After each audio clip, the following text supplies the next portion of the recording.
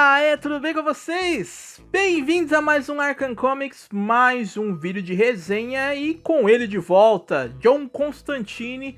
Finalmente vamos falar da edição mais recente até então, que foi lançada pela editora Panini, que é Hellblazer Condenado Volume 4 Via Crucis, publicação da editora Panini, encadenado de capa cartonada, lombada quadrada, papel é o LWC. Esta edição aqui com 168 páginas ao preço de R$ 27,90, reunindo as edições de Hellblazer 195 a 200. Chegamos aí ao marco de 200 edições de Hellblazer. Agora falta mais 100 edições americanas para chegar em 300 compiladas aí pela Panini, né, para encerrar o título de Hellblazer.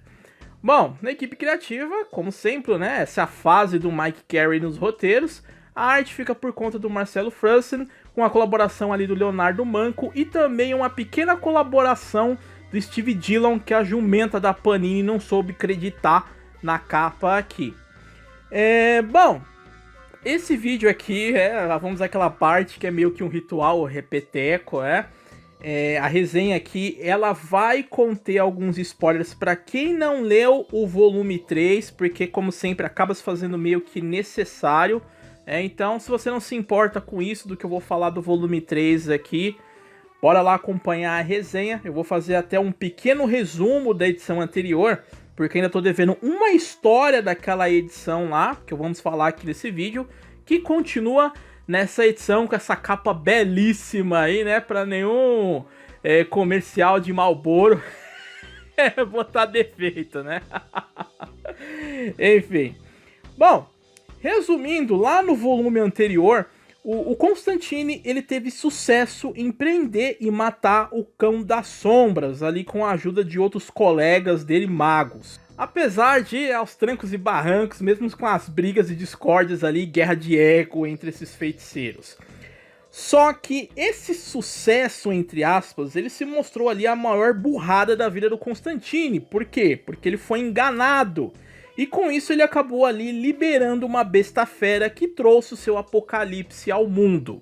Pô, como assim? O mal não era um tal de Cão das Sombras? Bem, a verdade é que essa besta fera, ela que era a criatura que escapou do Éden e que o Adão nunca nomeou. Então era essa besta fera que não era presa a uma forma e tal. E na verdade o Cão das Sombras, ele era um protetor criado pelo Adão, que sempre que essa besta ela tentava se manifestar no mundo físico, ali forçando as tais portas, ela era caçada e morta por esse cão. Mas como desta vez a besta armou as coisas direitinho ali, possuindo o irmão da Andy, né, o Jason, e manipulando outros para darem pistas falsas ao Constantine, a coisa foi bem artimanhada ali por essa besta. Agora ela se encontrava livre ali e em pleno controle do consciente coletivo da humanidade, para assim ela poder se vingar exterminando a raça humana. E os motivos pelo qual essa besta quer eliminar a raça humana são enraizados desde os tempos bíblicos remotos ali do Jardim do Éden, o paraíso e Adão e Eva. Essa vingança dela se baseia porque toda a humanidade, né, somos filhos de Adão. Então é por isso que ela quer fazer essa vingancinha dela aí. Bom, como Constantine ele não é de se entregar fácil, ele não gosta de perder, ele tentou ali um plano ousado e arriscado, só que ele teve que contar com a ajuda da Andy, da Gemma, do Monstro do Pântano, inclusive do Chess. E a muito custo eles conseguiram derrotar essa besta, recriando ali o Cão das Sombras. Só que mesma coisa, entre aspas, voltando ao normal, porque muitos morreram, teve uma destruição e estragos ali enormes ao redor do mundo inteiro.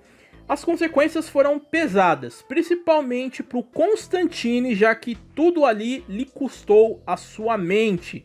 Ele acabou ali retornando sem lembrança nenhuma de quem ele foi. E é nesse ponto aqui que vamos falar agora de Ala 24, que eu fiquei devendo, era a última história lá do encadenado do volume 3. Então vou fazer um breve resuminho para vocês dessa história aqui. Aqui temos o Constantine, ele meio que caminhando ali pelo caos, a destruição de Londres, ele tentando ali se lembrar quem ele é. E no caminho ele acaba encontrando uma garotinha que tá com o braço queimado ali, e ele resolve levá-la ao hospital.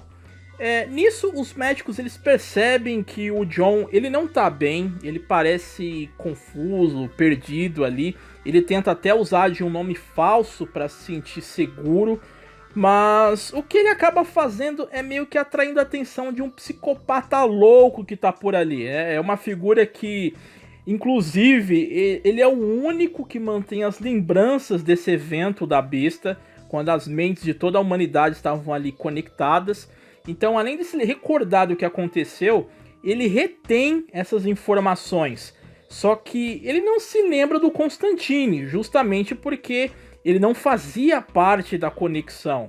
E o nome falso que o John usou ali para tentar fingir que ele lembrava o seu nome, né, foi inclusive de um homem que o cara havia matado há pouco tempo. E nisso o mago ele é conduzido até a ala de psiquiatria, só por precaução, para fazer uma pequena avaliação ali. E um dos enfermeiros, junto com o médico responsável, fazendo uma busca na internet, pessoas desaparecidas, eles acabam descobrindo quem é o John.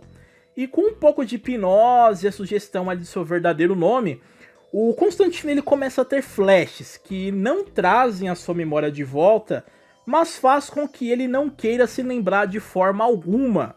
E a história termina com a garotinha que ele salvou também se revelando não ser nada normal, e o que acaba o assustando e o faz fugir. E é aí que chegamos ao volume 4 com a continuação desses acontecimentos, e eu vou começar aqui a nossa resenha falando para vocês das duas partes do primeiro arco, que é o Fora de Estação. E bom, essa história aqui ela cobre essa parte da fuga do John do hospital e mostra ele tentando ali se virar nas ruas. Ele não tem para onde ir, ele não tem dinheiro nem nada. Então ele tenta se virar na medida do possível. Só que o psicopata que eu mencionei agora há pouco aqui pra vocês, ele meio que desenvolve uma fixação no John. E ele resolve escolher ele ali como a sua próxima vítima. E o cara ele se mostra completamente doente, porque ele usa dos segredos mais sombrios que ele se recorda ali das pessoas, tanto pra caçar as mesmas, como também pra torturar essas pessoas psicologicamente antes de matar.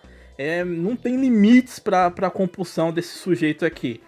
Então ele olha para o Constantine, tanto como uma vítima em potencial, como alguém para ser decifrado, já que ele não retém esse conhecimento do coletivo, da época da besta.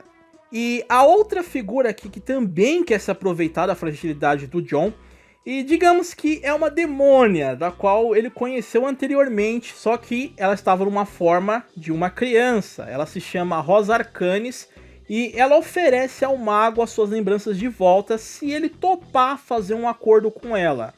Só que é aí que tá, porque depois dos lampejos de memória que ele passou a ter, ele não quer se lembrar de nada, porque ao que lhe parece, John Constantine é um nome que é sinônimo de uma vida de desgraça, de coisas horríveis, que seu atual eu ali, se puder, ele quer manter distância. Resta saber se a tal Rosa Arcanis ela vai aceitar essa recusa e desistir tão fácil. E ainda seguindo essa linha, temos aqui o arco Via Crucis, e o Carey aqui, além de continuar abordando o John em fuga daqueles que o perseguem, do seu eu passado, ele traz também uma abordagem interessante de uma igreja que envia seguidoras bem alegres para oferecer abrigo a sem-tetos, em troca de, quem sabe, se converter à causa. Já fica óbvio que tem algo de estranho aí, porque é aquela coisa, a caridade é boa demais para ser verdade, boa demais para ser só isso. Inclusive a própria abordagem dessas garotas já é meio estranha. E o John ele acaba sendo um dos contemplados, sendo convidado ali, justamente por ele também estar na merda. E disparado, essa era uma das melhores histórias desse volume, envolvendo ali lance de seitas religiosas, referências a arcos anteriores e personagens. E fica nítido aqui que o Carey, além de não deixar pontas soltas, ele sabe amarrar tudo aos poucos ali. Tem a pontinha aqui de um sujeito que já vale essa edição e rende inclusive um momento muito tenso e ao mesmo tempo engraçado. E encerrando, Famílias Felizes é uma história curta que usa até de antigos amores do Constantine e possíveis futuros, com um encerramento ali que é de cair o capote dos ombros, né? Mas que vamos falar um pouco mais dessa história mais à frente. Rapaz, vice, hoje, que piadinha de tiola foi essa que você fez, vice? Ah, é o que tem pra hoje aqui. Se contenta aqui. Tá bom demais. E o que eu tenho a dizer é que, mais uma vez, temos uma edição aqui ótima, sensacional, que não perde a mão nem o ritmo após o volume anterior. E que o Mike Carey, ele gosta de brincar com uma série de coisas aqui, já começando com essa consequência do Constantine desmemoriado, né, com um pouco que ele viu através de estímulos ali, ele percebe que ele não quer se lembrar de jeito nenhum de quem ele foi, e as situações pelas quais ele passa também acabam influenciando nisso, até o encontro e a oferta da Rosa Arcanis reforçam mais ainda que ele quer distância, que esse tal John Constantine parece que só atrai desgraça. E é aí que eu acredito que uma das intenções do Mike Carey foi até trazer aquela reflexão, né? Se você tivesse a opção de ser o John Constantine, você seria? Eu acredito que muitos de nós já pensamos em algum momento ser algum super-herói, astro do rock, jogador de futebol, escambau. Mas você gostaria de ser John Constantine? Aquele cara que sempre se fode, é perseguido e odiado, seja por demônios, anjos, humanos e os escambau, tá sempre numa enrascada e correndo risco de vida. É o cara que sofreu inúmeras perdas, e quem se aproxima dele, seja familiar ou amigos, geralmente morre. E aí, você toparia ser John Constantine? Porque aqui fica claro que se o Constantine tivesse a opção, ele não seria o John Constantine. E eu achei isso da parte do roteirista uma sacada genial, porque se pararmos para analisar, estamos falando de um personagem que, apesar de esperto, de se safar de várias situações, mesmo que algumas delas a um custo muito alto, fica claro que ser John Constantine é uma aposta, é uma merda, né? Entretanto, acompanhar, ler sobre um cara assim é fascinante, é atrativo, então chega a ser engraçado também. E além dessa edição destacar tudo isso, ela também mostra o mago em um momento de completa vulnerabilidade, porque ele não se lembra de quem não é como de outras vezes que ele tava na fossa, tava bebaço como na fase do Garfienes, ou tava loucão das ideias, negativo. Aqui não rola ele apelar para nenhum truque envolvendo magia. Então ele se encontra em um momento bem oportuno para quem quiser armar uma vingança para ele. Isso fica claro através desse psicopata caçando o Constantine, essa misteriosa Rosa Arcanis e qual é os objetivos, os planos dela, que inclusive, sanando a curiosidade de vocês, já é revelado nessa edição e é muito interessante. Porém, apesar do mago estar fragilizável, vulnerável aqui, o Carey, ele mostra que aquela lábia, aquele jeito cheio de artimanhas que o John tem para se livrar de uma enrascada, seja com magia ou não, é algo quase como instintivo no personagem, mesmo que ele não se lembre de nada. Um ponto que eu achei muito bem trabalhado aqui. E eu vou destacar também que entre o volume 3 e 4, ficou nítido, e alguns de vocês devem ter percebido, que o Carey, ele gosta de fazer referências às outras fases consagradas de Hellblazer, como Origins do Jamie Delano, Infernal do Garth Ennis, e até mesmo a Demoníaco do Paul Jenkins, né? Eu não captei algumas referências de Demoníaco aqui, porque infelizmente eu não tenho a fase completa, mas as demais eu percebi, e essas referências têm certas importâncias aqui nos arcos que ele vai construindo. Mas claro que quem não acompanhou as fases antigas pode ficar sossegado que não vai atrapalhar em nada a sua experiência.